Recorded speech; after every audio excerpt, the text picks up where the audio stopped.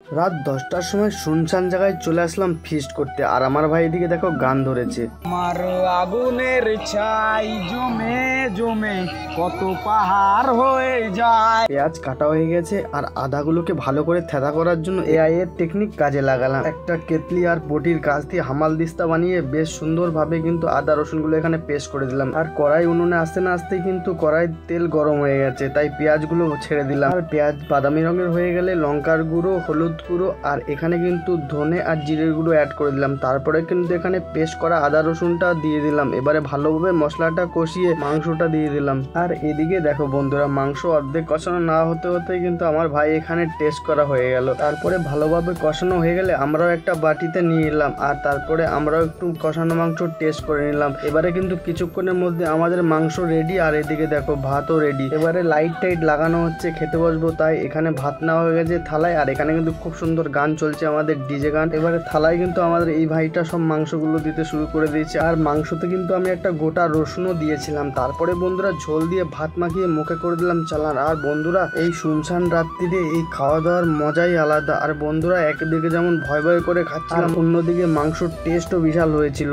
আর ভয়ের কারণটা হচ্ছে বন্ধুরা, রাত কিন্তু 12টা বেজে গেছিল। আর লাস্টে কিন্তু এই কোল্ড ড্রিঙ্কস 4টে আমাদের আনা ছিল খাবার দাবার হজম হওয়ার জন্য। একেই 12টা বেজে গেছে। তো বন্ধুরা তোমরাও এইভাবে কেউ কোনোদিন ফিস্ট করেছে নাকি অবশ্যই কমেন্ট করে জানাবে।